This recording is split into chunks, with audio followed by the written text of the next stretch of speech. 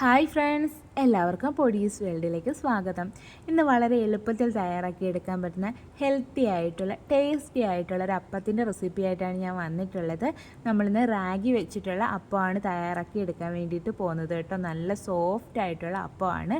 അപ്പോൾ video ഇഷ്ടമാവുകയാണെന്നുണ്ടെങ്കിൽ please ഒന്ന് ലൈക്കും കൂടി ചെയ്യണേ. അപ്പോൾ നമുക്കിതെങ്ങനെ തയ്യാറാക്കുന്നതെന്ന് ഒന്ന് നോക്കിയിട്ട് വരാം. റാഗിയപ്പം തയ്യാറാക്കി എടുക്കുന്നതിനായിട്ട് ഞാനിവിടെ 1.5 കപ്പ് അളവിലാണ് റാഗിപ്പൊടി എടുത്തിട്ടുള്ളത്. റാഗിയിൽ ഒരുപാട് ഗുണങ്ങൾ അടങ്ങിയിട്ടുണ്ട് കേട്ടോ. വെയിറ്റ് ലോസ് ഒക്കെ ആഗ്രഹിക്കുന്നവർക്ക് നമ്മുടെ ഡയറ്റിൽ റാഗി ഉൾപ്പെടുത്തുന്നത് വളരെ നല്ലതായിരിക്കും കേട്ടോ. ഇനി നമുക്കിതൊരു ബൗളിലേക്ക് അങ്ങ് ഇട്ട് കൊടുക്കാം. അതിനുശേഷം നമുക്കിതിലേക്ക് ഒരു 1/4 കപ്പ് അളവിൽ ചിരകിയ തേങ്ങ കൂടി ചേർത്ത് കൊടുക്കാം. പിന്നീട് ഇതിലേക്ക് 1/2 കപ്പ് അളവിൽ ചോറ് കൂടി ചേർത്ത് കൊടുക്കുക കേട്ടോ. വേവിച്ചെടുത്തിട്ടുള്ള ചോറും ചേർക്കാം.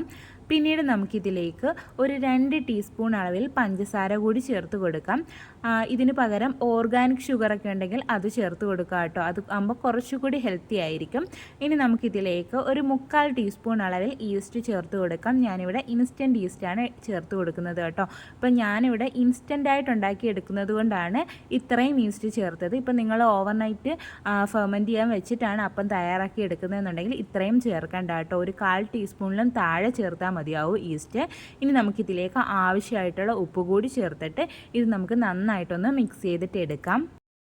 ഇനി ഇതിലേക്ക് ആവശ്യത്തിന് വെള്ളവും കൂടി ഒഴിച്ചിട്ട് നന്നായിട്ടൊന്നും കൂടി ഒന്ന് മിക്സ് ചെയ്തിട്ട് എടുക്കാം. ശേഷം ഇത് നമുക്കൊരു മിക്സിയുടെ ജാറിലേക്ക് അങ്ങ് മാറ്റാം. എന്നിട്ട് ഇത് നന്നായിട്ടൊന്ന് അരച്ചെടുത്തിട്ട് വരാം കേട്ടോ. നല്ലതുപോലെ അരച്ചിട്ട് എടുക്കണം. അപ്പോൾ ഇതാദ്യം ഞാൻ അരച്ചെടുത്തിട്ട് വന്നിട്ടുണ്ട്. എനിക്ക് ടോട്ടൽ ഒരു 1.5 കപ്പ് അളവിലാണ് വെള്ളം ആവശ്യമായിട്ട് വന്നത്. എല്ലാ പൊടിക്കും ഈ ഒരു അളവ് ആയിരിക്കണമെന്നില്ല കേട്ടോ. അതുകൊണ്ടാണ് ഞാൻ വെള്ളത്തിൻ്റെ അളവ് പറയാഞ്ഞത്. ഇത് നമുക്കൊരു വേറൊരു പാത്രത്തിലേക്ക് അങ്ങ് മാറ്റി വെക്കാം. അപ്പോൾ ദാ ഈ ഒരു കൺസിസ്റ്റൻസിയിലാണ് നമ്മുടെ മാവ് ഇരിക്കുന്നത്. ഇനി നമുക്കിതൊന്ന് അടച്ച് വെക്കാം കേട്ടോ. ഫെർമെൻറ്റ് ചെയ്യാൻ വേണ്ടിയിട്ട് ഞാനിവിടെ ഒരു 2 മണിക്കൂറാണ് വെക്കുന്നത്. പല സ്ഥലങ്ങളിലെയും കാലാവസ്ഥയ്ക്ക് അനുസരിച്ചിട്ട് ഇതിനകത്ത് വ്യത്യാസം വരും കേട്ടോ. ചൂടുള്ള സ്ഥലമൊക്കെ ആണെന്നുണ്ടെങ്കിൽ പെട്ടെന്ന് തന്നെ നമുക്ക് ആയി കിട്ടും. തണുത്ത സ്ഥലമൊക്കെ ആണെന്നുണ്ടെങ്കിൽ ഫെർമെൻ്റ് ആവാൻ കുറച്ച് താമസം എടുക്കും കേട്ടോ. അല്ലാന്നുണ്ടെങ്കിൽ ചൂടുള്ള സ്ഥലത്തൊക്കെ കൊണ്ടുവച്ചാൽ മതി. അതായത് ഫ്രിഡ്ജിൻ്റെ സൈഡിലൊക്കെ കൊണ്ടുവെക്കുകയാണെന്നുണ്ടെങ്കിൽ നമുക്ക് പെട്ടെന്ന് തന്നെ ഇത് ആയി കിട്ടും കേട്ടോ. അപ്പോൾ നമുക്കിനി ഇതൊന്ന് അടച്ച് വെക്കാം. അപ്പോൾ ഇതാ മാവ് പൊങ്ങാൻ വെച്ചിട്ട് 2 മണിക്കൂറായിട്ടുണ്ട്. അപ്പോൾ ഇതാ നല്ലതുപോലെ പൊങ്ങി വന്നിട്ടുണ്ട്.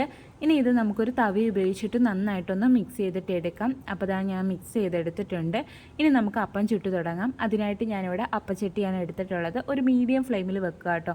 എന്നിട്ട് ഇതിലേക്ക് ആവശ്യമായിട്ടുള്ള മാവ് കോരി ഒഴിച്ച് കൊടുക്കുക. എന്നിട്ട് ഇതേ കണക്കൊന്ന് ചുറ്റിച്ചിട്ടെടുക്കുക. ഇനി ആ ഒരു ഹോൾസ് എല്ലാം വന്നു കഴിയുമ്പോൾ ഇതൊന്ന് അടച്ച് വെച്ചിട്ട് നമുക്ക് കുക്ക് ചെയ്തിട്ട് എടുക്കാം കേട്ടോ. ഒരു മീഡിയം ഫ്ലെയിമിൽ കുക്ക് ചെയ്താൽ മതി. പെട്ടെന്ന് തന്നെ ആയി കിട്ടും കേട്ടോ. അപ്പോൾ ഇതാ നമ്മുടെ അപ്പം ഇവിടെ റെഡി ആയിട്ടുണ്ട്. അടുത്ത ഒരു അപ്പവും കൂടി ഉണ്ടാക്കുന്ന ഞാനൊന്ന് കാണിച്ചിട്ടുണ്ട് കേട്ടോ. ഈ ഒരു അളവിൽ നമുക്ക് 10 അപ്പം കിട്ടും കേട്ടോ. അതിൽ കൂടുതൽ വേണമെന്നുണ്ടെങ്കിൽ അളവ് കൂട്ടിയെടുത്താൽ മതിയാവും കേട്ടോ.